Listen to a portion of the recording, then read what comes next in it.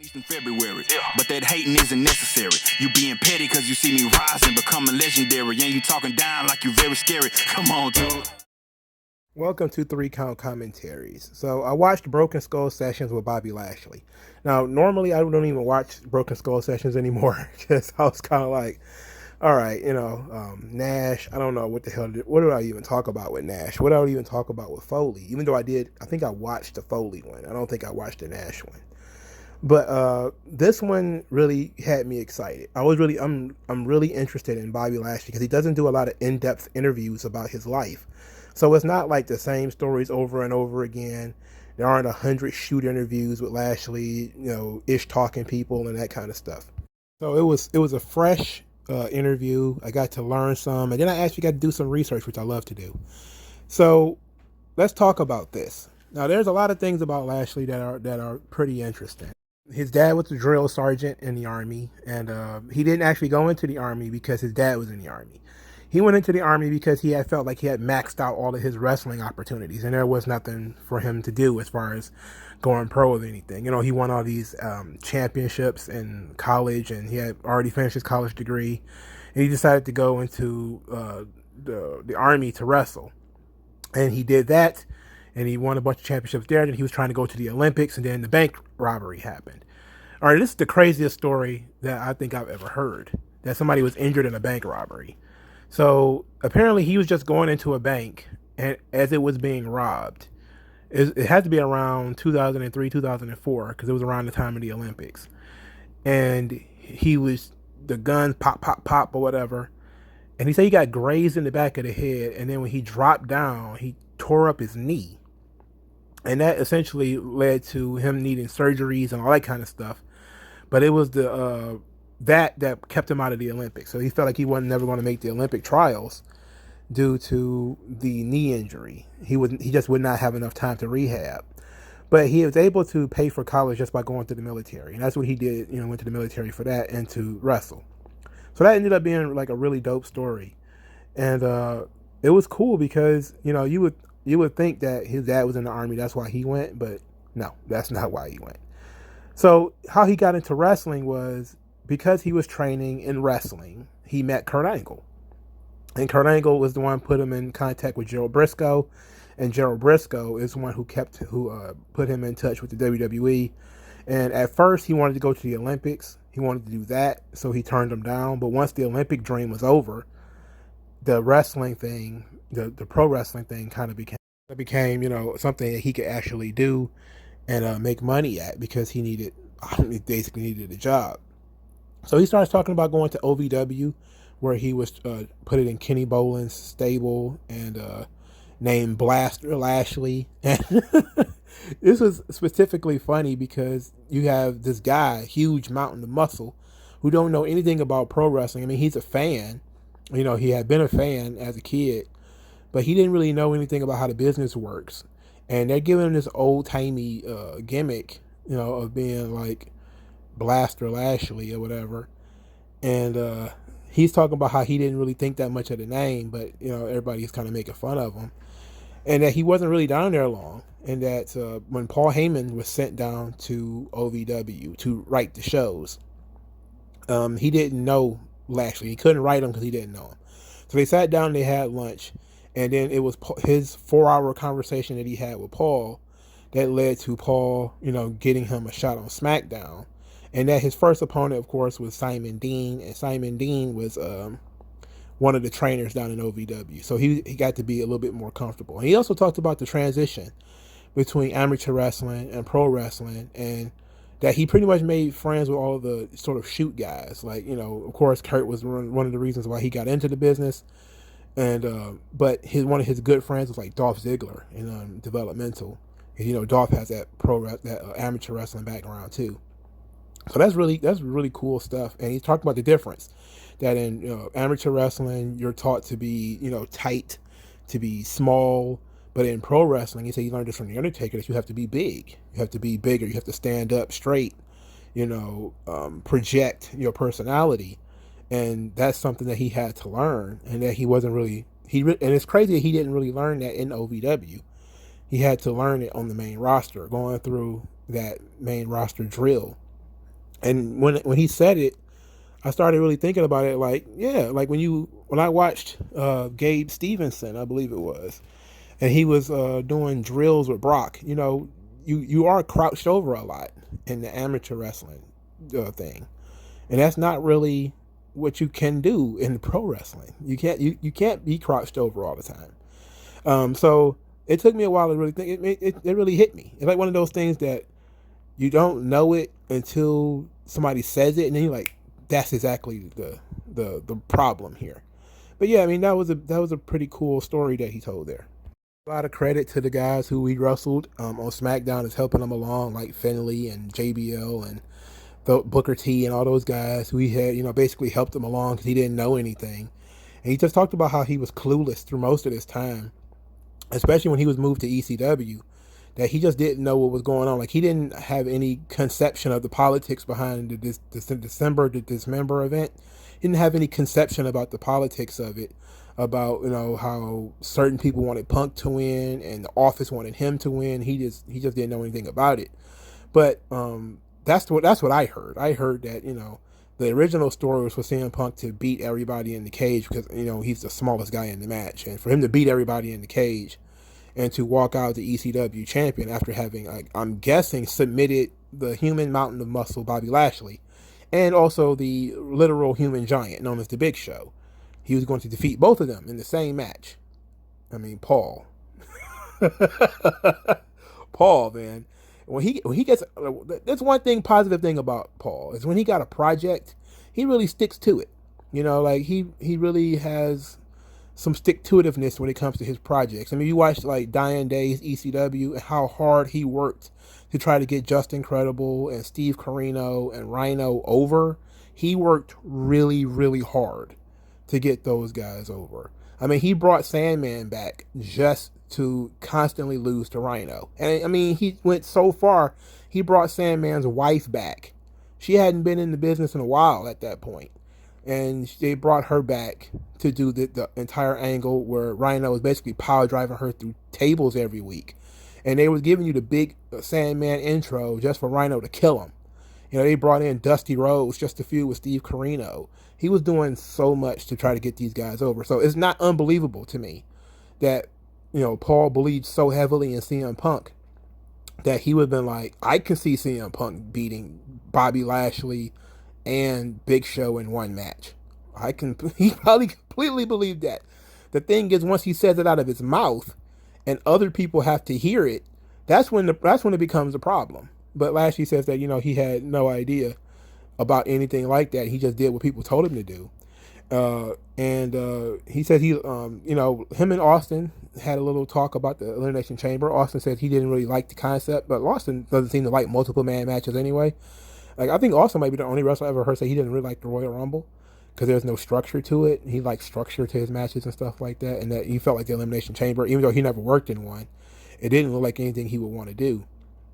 And Lashley said that he liked the concept, of, being able to tell the story of pacing around in the cage and that kind of thing, being like a caged lion.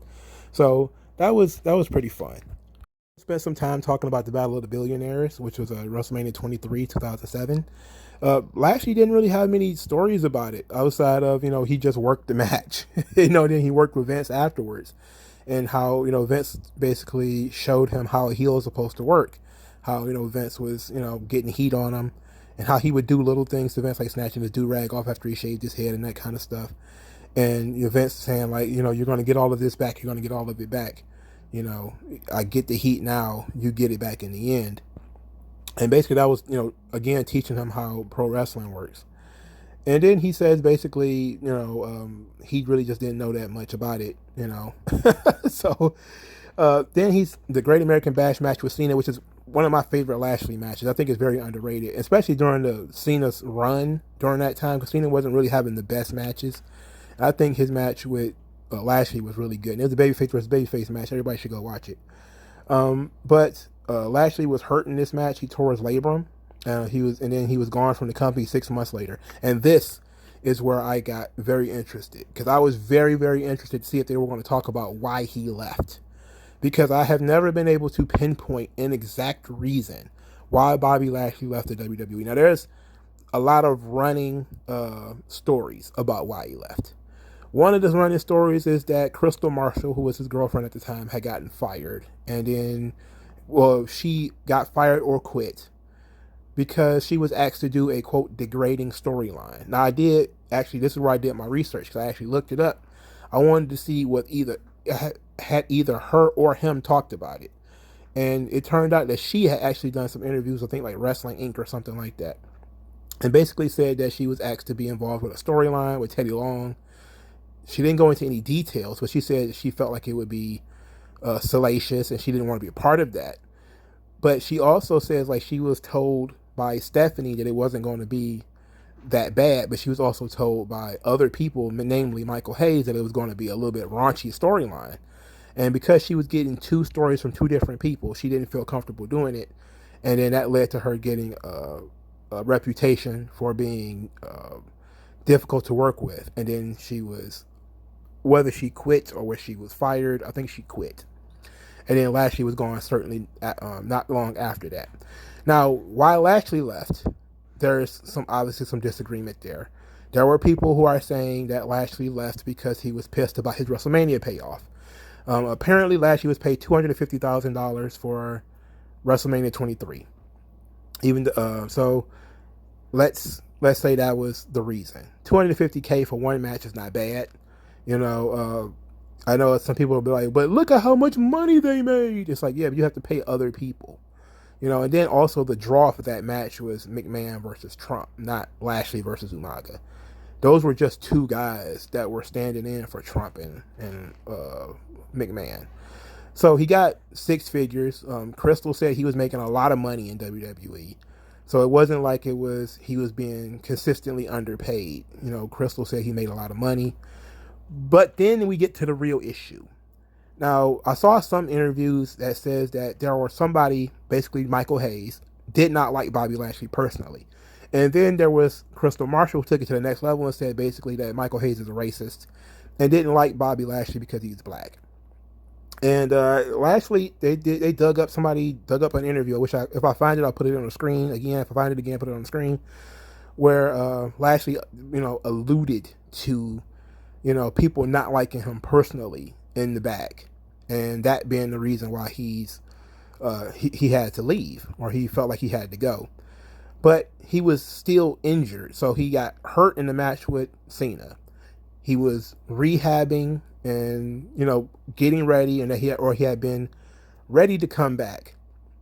But personal politics backstage felt that people did not use him. They felt like whatever, just leave him at home, don't bring him back. And then he kind of got the feeling like, okay, I'm a healthy scratch, I'm gonna leave. So there's a lot of stuff floating around in there. If it's Michael Hayes, and it's not the first time. Michael Hayes has a history of racial stuff. His whole thing with Mark Henry and all that kind of stuff too. He also is an alcoholic. So I don't know if those two things go together or what. But in any event, those were the reasons I was able to find by looking it up. It could be a combination of things that he might be happy about the WrestleMania payoff because other people told him he should be. That was his first WrestleMania match, or was it his second? I don't think was he at WrestleMania 22? I think he might have been in the latter match of WrestleMania 22. So WrestleMania 23 was his first big WrestleMania match. How did he know what he should have been paid for that match? And it was one of three main events. It's 2 world title matches, and then that match. That match was on the cover of the DVD, the Trump versus McMahon, and was probably the big selling point for the pay-per-view, if we're being honest. And should he have been paid more than $250,000? I don't know, man. Like, how much did everybody else get paid? Did Umaga get paid more or less? How much did Shawn make? How much did, Undertaker make? Batista, those guys? Who knows? But ultimately, it could be a combination of everything. Sometimes it's just not one thing. Sometimes it's everything. But he decided to leave, and that was very interesting. Now we get to the real meat of this thing, because they actually spent a lot of time talking about his run in MMA and his run in Bellator. Say TNA. When talking about TNA, basically he said that he started doing the independents and working in TNA because he wanted to learn pro wrestling. And he starts talking about how WWE and TNA had the different ideas behind the two, and that WWE focused on building stars and presenting stars, while TNA focused on pro wrestling. And that's really what he wanted to do. He wanted to learn pro wrestling, so he went to TNA, and that's also why he started making his rounds on the independents, because he felt like people were making fun of him in WWE, specifically when he was in developmental and when he was backstage at SmackDown and Raw and stuff like that. There were people who were jealous of him because he was getting a nice position due to his size, and basically he just wanted to be like, okay, I wanted to have those experiences that those guys had, so and I also wanted to just become a better wrestler. Now, it should be noted that Lashley was around 31 or 32 when he left WWE, which is wild, So he left to do TNA. He did that for a little while. And then he also did MMA. And they talked a little bit about his MMA background, him going to America Top Team with Dan Lambert, and of course, Dan Lambert is a big wrestling fan, and how they kind of clicked over that. And he was doing MMA and TNA at the same time. And then Hogan and Bischoff essentially came into that company and made him make a choice. And he chose to do MMA. At this time, he was assigned to Strikeforce. And he did a couple of Strikeforce fights. I think he lost one of them to this guy named Chad Griggs, I think it is. Yeah, Chad Griggs. Now, I did find an article that stated that Lashley says he wished he had never signed up to work at Strikeforce because the competition or the opposition level was beyond his what he was ready for at the time. This would have been around 2010. So he was basically saying, like, he had I think he had a 10-2 record when this interview happened. But basically he says, like, he had to go back to the drawing board because he had signed a big money deal with Strikeforce, but he didn't have the experience. And so they were trying to basically microwave his experience, and that ended up with him losing to this Chad Griggs guy. And he had only lost 2 fights, and he never went back to Strikeforce after he lost to that Chad Griggs guy. And of course, that leads to him going to Bellator later. The Bellator thing was easier for him to do because Bellator was on Spike, and Spike also was showing TNA, and so it got to be some crossover. But he was saying, like, he was allowed to do the pro wrestling thing as long as he never got hurt. But then he started talking about, how he was getting hurt. How he got hurt a week before a pay-per-view once. Well, a week before a fight at a TNA pay-per-view. And that was all very interesting, too. The wonderful thing about the MMA talk is he was talking about how, the difference between Japan and the U.S. when it comes to mixed martial arts, and how in Japan, you can have a losing record, but people will still respect you for getting in the cage and fighting. Well, in the United States, you get ridiculed if you lose. And he used CM Punk as a good example that, in other places, he might have been given credit for fighting just for getting in the cage.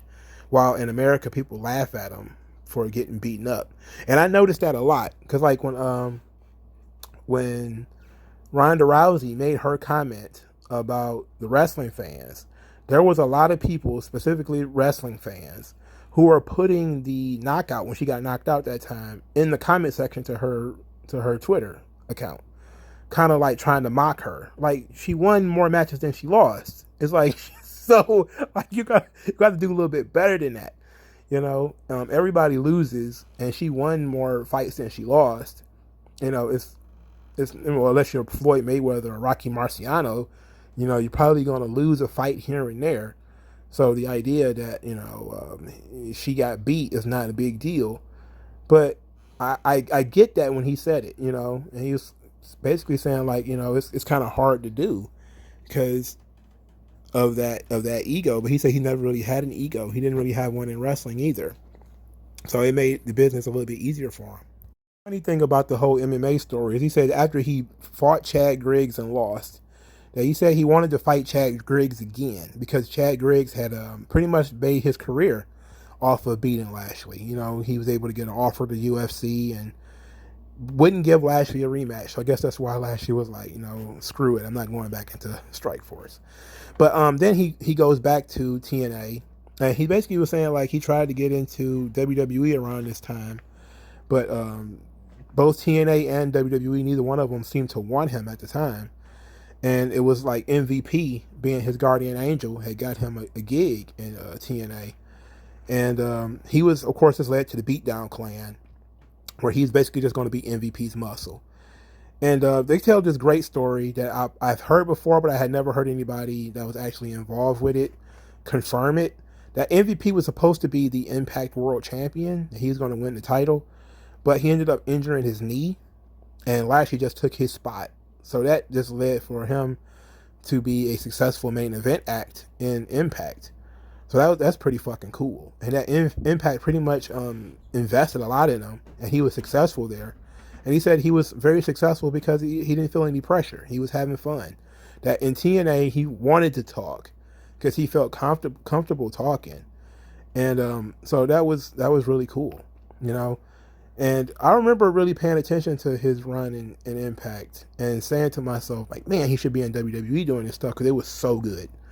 And I wasn't really all that great on the Beatdown Clan. I liked the original incarnation where it was MVP, Kenny King, and Lashley.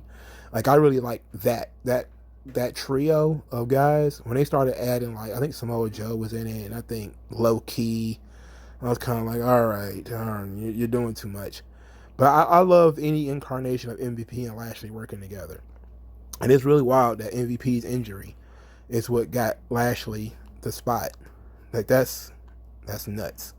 So he says he talked about the dark days of TNA, the mass exodus. He says that, you know, a bunch of people were leaving because of the financial issues, and that he was one of the higher paid guys on the TNA roster, and that he wanted to help the company. So he says, like, look, you can pay me for the next 6 months. I think he says his contract was up in June, and he was started renegotiating in January. He said, you can let me go and talk to WWE right now, and if I make a deal with them, you can save all this money that you were going to pay me before and actually use it towards keeping some other guys. Or you can keep me here, and then we'll have to do this dog and pony show in June, where you're going to have to pay me more money. And that, you know, TNA made the deal to let him go and negotiate with WWE, and he ended up making this contract with WWE. And I thought that was pretty cool. You know, it was good for Impact, you know, for letting him go. You know, why not get rid of that big contract if you're having financial problems? He's talked about, you know, the difference in the locker rooms, and he also mentioned the video games. He was saying, like, you know, it's a completely different locker room where now guys aren't, you know, hanging out after the show or anything like that. They're playing video games. He was just kind of like, he had never seen that before. It's like, it's something about the video games that's triggering to anybody over the age of 40, it seems. Anybody over the age of 40 is like, video games? What is going on here? Except AJ Styles, of course. AJ Styles is like one of the video game guys. But basically, he talked about, you know, floundering, but the heel turn was his idea because he had never got to work heel in WWE before. So, you know, that's something he wanted to do. And of course, the formation of the Hurt Business. We're going to skip to the Hurt Business. And he said that the Hurt Business was basically his idea, that he had got the name from America's Top Team, that they used to say they was in the Hurt Business, and that he called them to get, of course, permission to use it. But since they hadn't trademarked it, they was able to trademark it. And he said that, you know, they took baby steps in putting it together because they didn't just sit down with anybody to come up with this idea. They basically just said, okay, you know, MVP is here, put me with MVP, let MVP talk for me. And then they was okay with that. And then they decided, okay, well, put Shelton with us because, you know, MVP is cool with Shelton. Him and Shelton are friends. And then he says, like, the whole storyline with Apollo and Ricochet, when they was basically bullying them, trying to get them to join the Hurt Business, that it was a shoot, that they were shoot recruiting younger guys to bring into the group. And he talked about how badly he wanted to get Apollo in. And but the office kind of chose Cedric. He said he felt like Cedric fit, so they were okay with it, but he really wanted Apollo. And I thought about it, I'm like, man, Apollo would have been awesome in the Hurt Business. Cedric Alexander was good in the Hurt Business. I mean, they ended up turning Apollo heel anyway. Like, that's the crazy thing. They ended up turning Apollo heel anyway, except for he had to do it with a Nigerian accent with his Commander Aziz. And then they ruined it. And they fucked that up too. It fucked up both the Hurt Business and Nigerian Prince Apollo Crews. It's a mess. It's an absolute mess, this booking decisions at WWE. It's the shits. So he talked about winning the WWE title, and that it was ironic, and they made this joke about how every time MVP gets hurt, Lashley wins a world title. So that was really cool. And he said something that I thought was pretty cool in here. He says, if you don't like Miz, you're jealous, because nobody works harder than Miz. So I thought that was great. And he says that he felt like there were a lot of fans who were fans of his, but they were being kind of quiet because he wasn't doing anything.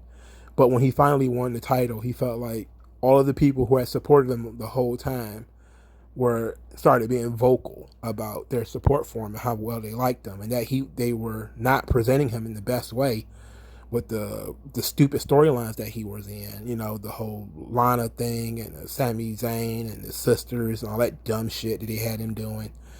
That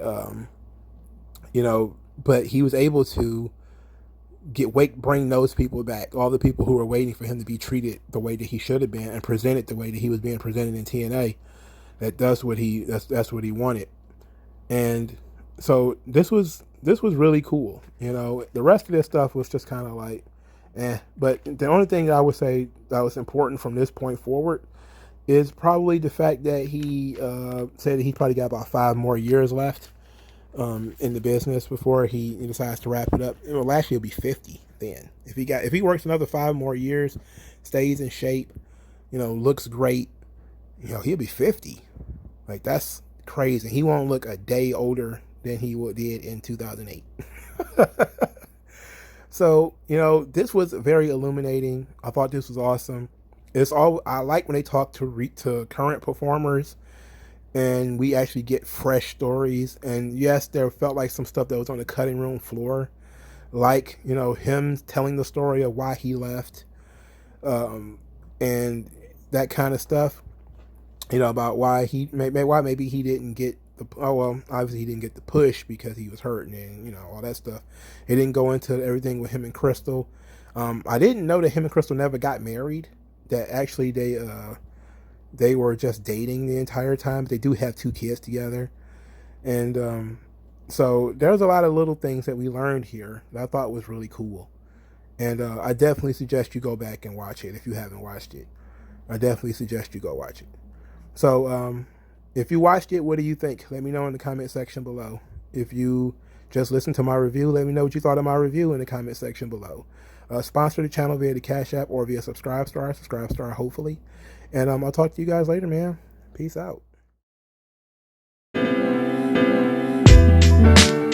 Tell me what's worse than learning all that you led to believe was all horse crap. They distort, so question